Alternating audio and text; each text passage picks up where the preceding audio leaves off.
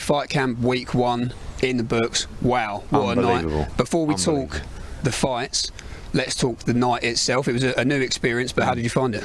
Amazing, amazing. I mean, I'm a hardcore boxing fan, and to see it up close, to hear it like that with that kind of intensity was fantastic. So much to learn, so much to get feedback on, but in terms of the fights, just incredible. You know, delivered well beyond what I expected. The last fight, Eggington against Cheeseman, for me, was one of the fights of the year. You know, I would love to see it again. I thought Ted deserved the nod. Very, very close fight, but you know, I thought it was a great performance, and honestly, one of the best. I mean, you imagine if that was in front of 10, 15,000, it would have just been a fight people talk about for years. So I hope they do, because for me, that was one of the best fights I've ever seen live.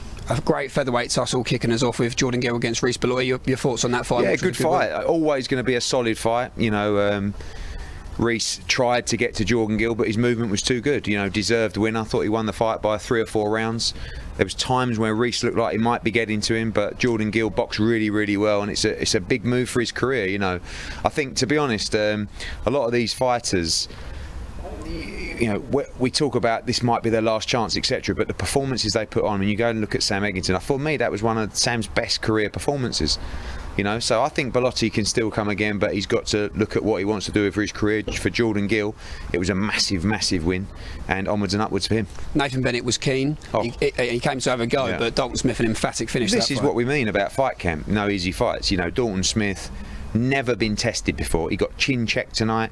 You know, he got ripped to the body, and he came back blistering hand speed, great shot selection, and a show reel knockout that's going to be seen around the world. So for him tonight, Dalton Smith's career, you know, went through the skies. Fabio Wardley as well, becoming English heavyweight champion after only 9 fights. An impressive, mature performance. Very impressive, because of the ease that he dealt with Simon Vallily. You know, a couple of rounds, Vallily looked good. He was patient, took his time, and when he started to put his foot on the gas, beautiful check hook counter from Fabio Wardley, and dismantled him on the ropes. And a real big statement from a young heavyweight who's very inexperienced. And James Tennyson making it 5 from 5 since moving up to lightweight. Another incredible performance. The Irish Golovkin, you know, Gavin Gwynn, he's such a lovely man, and you know, I almost want him to win the British title, sorry.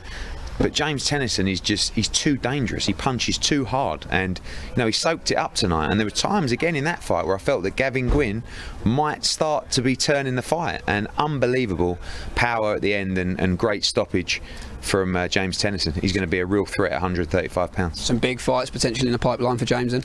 Big fights. I mean, look, on a world level, there's fights like, you know, I love the Jorge Linares fight. You know, I think James is dangerous against anybody, but particularly the Patera fight, European lightweight title, maybe the interim world title for James Tennyson. I think he's done at British level now. You know, you look at the guys at British level, they're beyond that British title as well. Luke Campbell, Lee Selby, Ricky Burns, all these guys. So, you know, for me, I would like to see him step up, try and win the European title, and maybe even move towards a world title eliminator. We labelled it as a war. It certainly lived up to every expectation. Just a little bit more on the main event. What a barnstorm that was. You know, I feel for Sam, because, you know, he came out, I think he thinks he might have nicked the fight. It could have gone either way, but I think most people felt that Ted just did enough from his early work in the fight. But my God, you know, Sam looked like he was out of the fight twice. He had Ted out on his feet in the 12th round. He was back and forwards.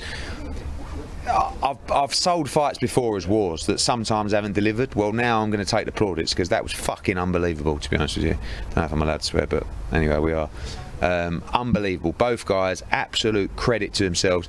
I promise you now, Sam Edgington will come again. I thought he boxed really well. I thought it was one of the best performances of his career, to be honest with you. But Ted boxed really well, boxed really smart, moved well, traded when he needed to, and the fans just won. And listen, I'd love to see that again. Sometimes, you know, when you see Ted Cheeseman will take the world ranking spot, he might say, you know, I've done that, I want to move on. But my God, I think if we could see that again, fans would be very happy. Next week we have, of course, Anthony Fowler. The super welterweight division is booming at the moment, but potentially an avenue for Cheeseman to fight Fowler. Yeah, listen, I mean, Fowler against Eggington, Fowler against Cheeseman, you know, they're all in the mix. We'll see when Scotty Fitzgerald comes back as well. What a great little quartet. And you know, Sam's 26, you know, Ted's 24. They're babies in the game, and they're just giving us great fight after great fight, so huge respect to both. And that's week 1 done, and now we look forward to next Friday, Tasha Jonas against Terry Harper, another great night. Well, I'm not going to sleep tonight because I'm going to be buzzing all night, and next week we start the build up again from Monday.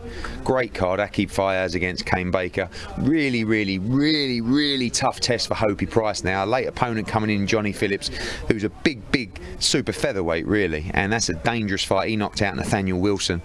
Anthony Fowler, like you said, returns. You got Chris Billam-Smith against Nathan Forley for the Commonwealth Championship, and you got the first ever All-British Women's World Championship fight here in the Garden. Our first time hosting events, we're hosting a World Championship fight. Couldn't be happier, can't wait. Roll on. Friday the 7th of August, we are back, Fight Camp Week 2.